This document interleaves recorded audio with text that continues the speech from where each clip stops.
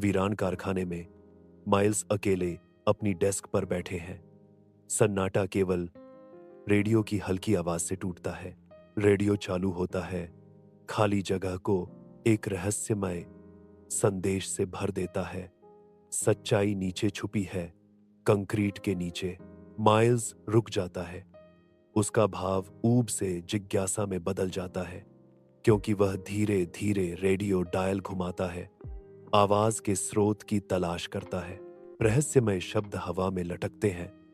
Miles आगे झुकता है, संदेश के पीछे के अर्थ को समझने की कोशिश कर रहा है। माइल्स को अचानक एहसास होता है, क्योंकि वह सवाल करता है, क्या यह मेरी कल्पना है? माइल्स रेडियो पर ध्यान से देखता है।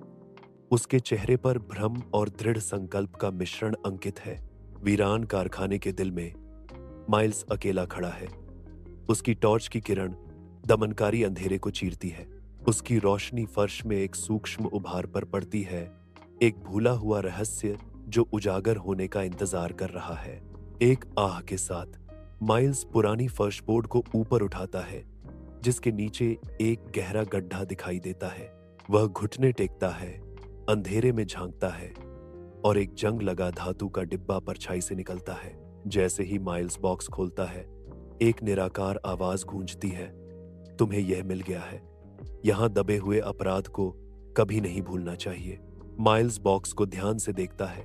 उसके ऊपर गहन अनुभूति की एक लहर दौड़ती है। उसकी खोज का भार उस पर आ जाता है। वह केवल एक कारखाने की रक्षा नहीं कर रहा है, बल्कि दशकों पुराने रहस्य की रक्षा कर रहा है। रेडियो की हल्की सी स्थिर ध्वनि सच्चाई फुसफुसाती है, इन दीवारों के भीतर छिपे अंधेरे इतिहास का खुलासा करती है। वह कारखाने की धुंधली रोशनी में खड़ा है, अपने सामने आए महत्वपूर्ण निर्णय से जूझ रहा है।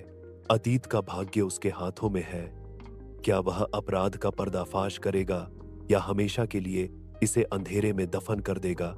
एक मौन लड़ाई उसके भीतर चल रही है, क्योंकि वह अपने नए ज्ञान के नैतिक निहितार्थों का सामना करता है।